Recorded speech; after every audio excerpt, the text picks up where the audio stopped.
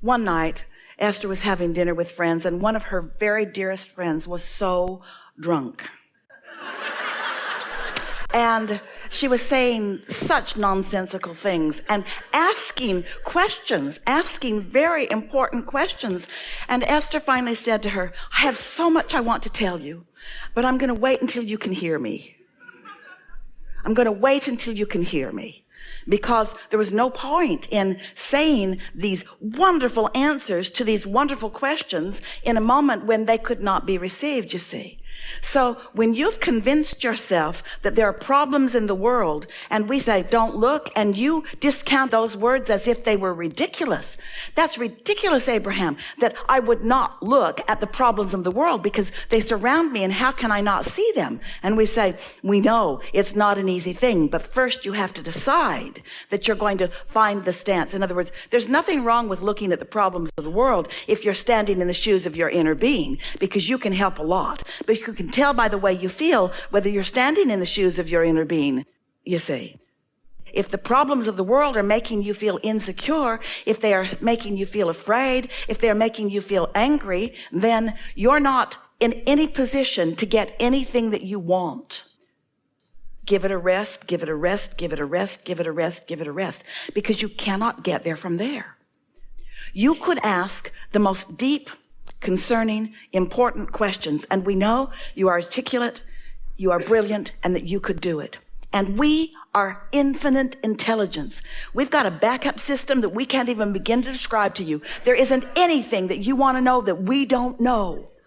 But when you ask and we answer, we can't make you hear. We can't get you to understand that you got to change your vibration, which means you got to do what Jesus said. You got to turn the other cheek. You've got to look away from what's got you all wadded up, that's got your shield up. Because the answers have been coming to you for a long time. We've never known anyone more in earnest. We've never known anybody who more wanted to know than you. But you cannot stand in that wadded up place and hear. Even though Esther's finding the words, we're giving the knowing to Esther. She's finding the words for you. And even though the words are loud in your ear and everyone else, you cannot hear those words if you are on a different vibrational frequency. It sounds like blah, blah, blah, blah, blah, blah, blah, blah, blah, blah, blah, blah, blah. You couldn't even feel the earnestness with which we were offering it. Source adores you and wants with everything that we are for you to find a way of letting it go, of letting the burden of not believing in yourself go, of letting the burden of being angry at others go. Because as you carry it around, all it does is shield you from the well-being and the clarity and the love and the stability that you want so much and that you are deserving of. We were visiting one day many years ago when Esther was not so busy as she is now. She was at home and people were calling in to talk to us on the telephone. And one day we were visiting with a woman who had so many really legitimate things that she was worried about. And she wanted immediate solutions, and she wanted us to tell her, like a fortune teller might, what was going to happen with this and what was going to happen with that. And we wanted her to understand the important and satisfying role that she could play in the process. We wanted her to know that she could make a difference in every one of these things. But she wasn't really ready to hear it at all. And the conversation was too short. We couldn't really say anything that she could hear. So we said to her, let's talk about something else. And she was annoyed at the idea that we would take her valuable time and talk about something other than the things that she wanted to hammer about. She said, like what? And we said, well, we would like to talk to you about blue glass. And she was not wanting to hear about blue glass. We talked about it anyway. We talked about the texture of glass, the density of glass, the way light flows through glass, the variety of blues.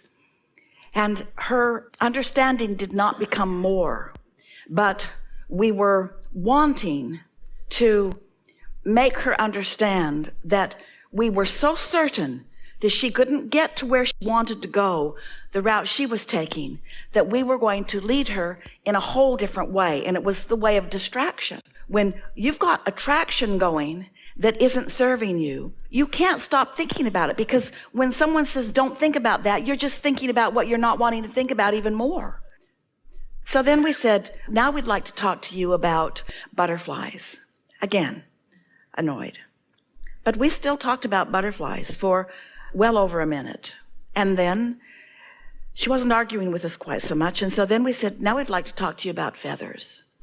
Well, about then, the time was close to the end, and she was not getting the answers that she wanted, and she couldn't hear the answers that we were offering anyway. And so the conversation ended, and Esther found Jerry, and they went to have lunch. They were in San Diego.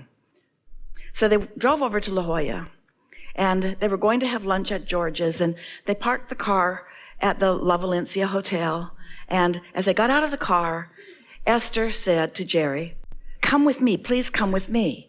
And Jerry was hungry. He was ready to go to lunch. And Esther said, "Just for a minute, please, come with me, come with me." Esther didn't know what this impulse was about. She just had this powerful impulse to go into this beautiful store. Now that seems logical. It's not the first time Esther dragged him kicking and screaming into a store. But this was different. This was different. This was an impulse that was coming from someplace else. This was an impulse that wasn't coming out of her conscious mind. It wasn't coming as a spin-off of Esther's thoughts. This was coming from within her. It was an urge greater than any urge that she had ever had, and she had to go into that store. So she went into the store, Jerry followed her in, and she came back into the very last room of the store. And there was a wall of blue glass, the likes of which she had never seen. And do you know, Esther did not make the correlation.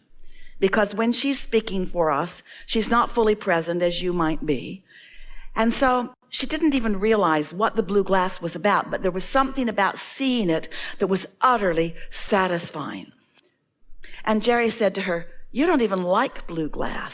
And Esther said, "I know, but look at it." And he said, "I'm looking at it and I'm still hungry." And Esther said, "All right, let's go." So they went and they had a wonderful lunch. And then they went down to the cove. Not a long walk, a walk they've taken many times. And as they walked across the apron of grass, they were surrounded by a flurry of butterflies that was so intense that they had to stop talking to each other, which was also rare, in order to not eat butterflies. It was fun. It was exhilarating. It was unusual. It was incredible. It was amazing. It was so satisfying, although Esther did not know why. It was like, what is this that is happening to us? Two people walking with thousands of butterflies walking with them, surrounding them, weaving in and out of everything that they are.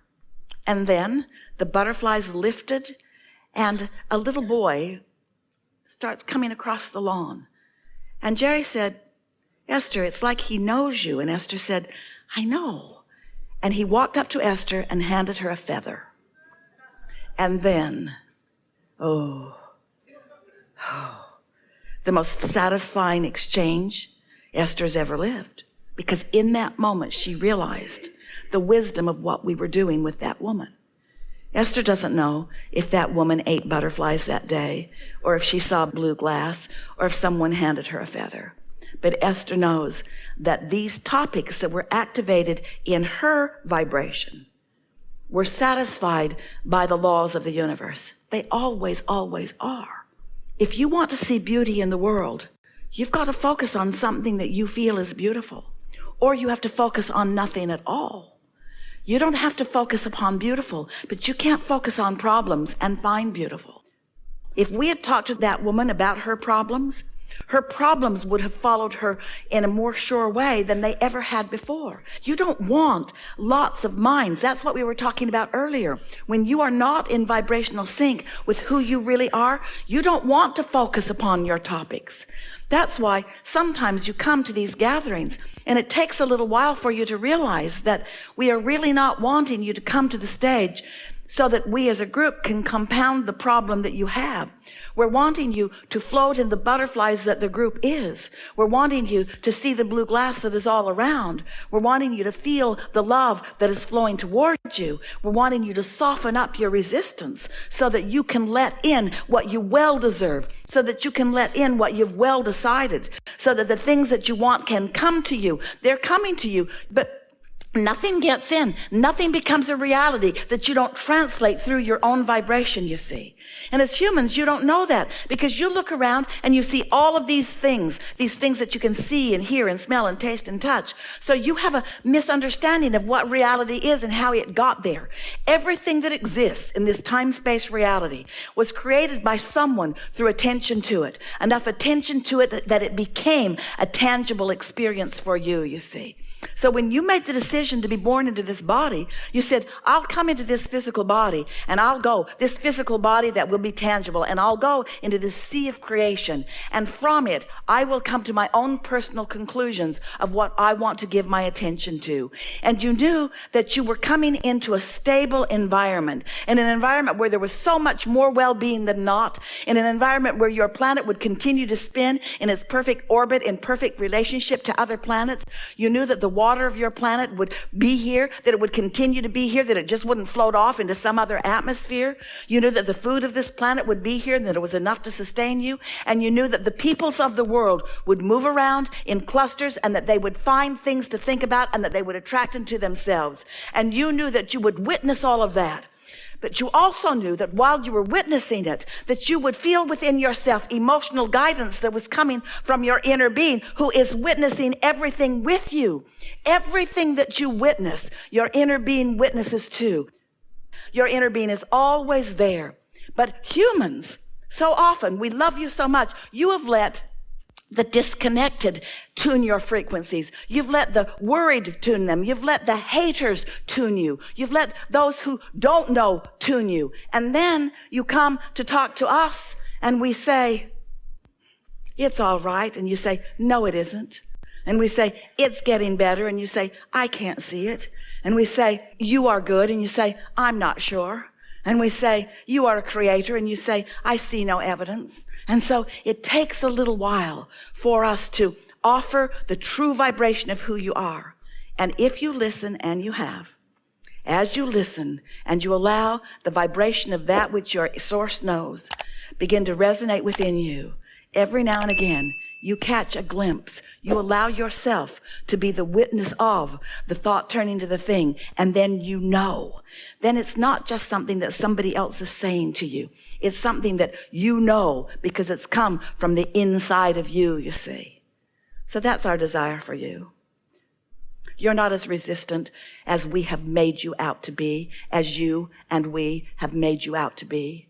We just caught you at a moment when you've got some things that you really have on your mind, and you weren't particularly interested in going about it the way we want to go about it.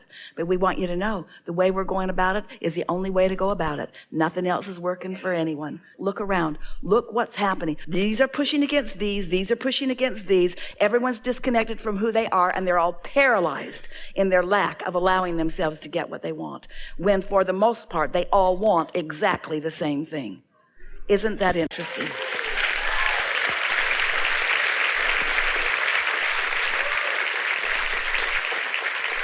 They want to know that they have value. They want to know that life is good. They want to know that life will go on. They want to know that well-being will abound.